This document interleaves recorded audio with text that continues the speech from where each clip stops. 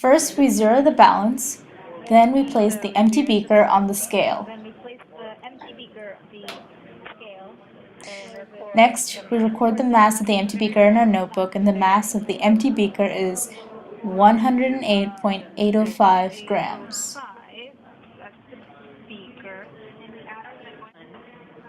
Now, we add the 10.1 milliliters of water from the 100 milliliter graduated cylinder to the beaker.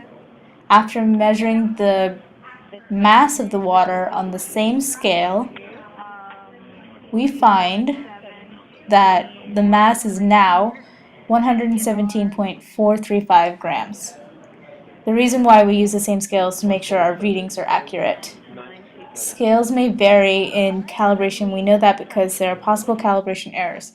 So using the same balance will ensure that there will be less room for error.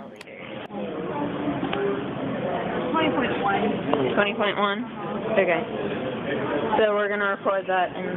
So now you want... First, we want to record the beaker first. Yes. Right. So,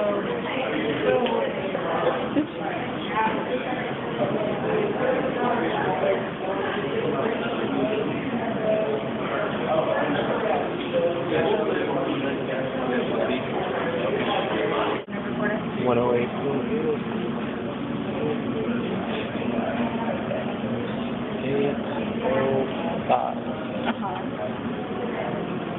All right.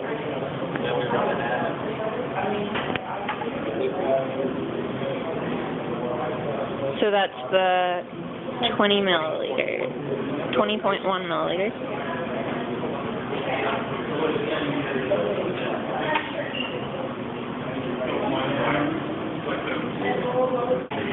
All right. Now we're going to... Okay. All right. Now.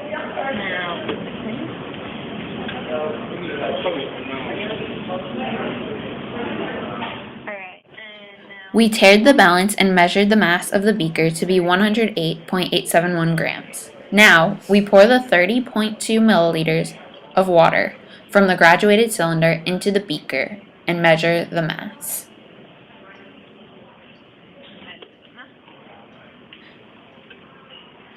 The mass is now 138.294 grams, so we need to record it in the notebook. We will later find the difference of the masses between the empty beaker and the beaker with the water to find the mass of the water.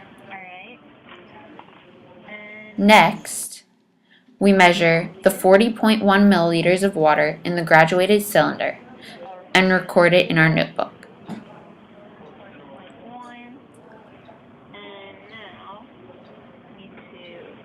Now we tare the scale once again and measure the mass of the empty beaker.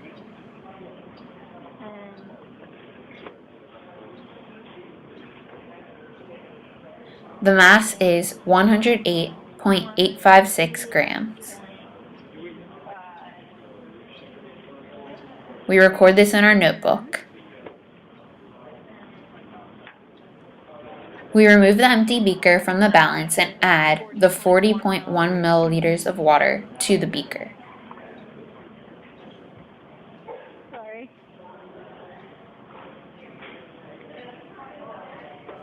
We measure the 40.1 milliliters of water and get a mass of 148.190 grams.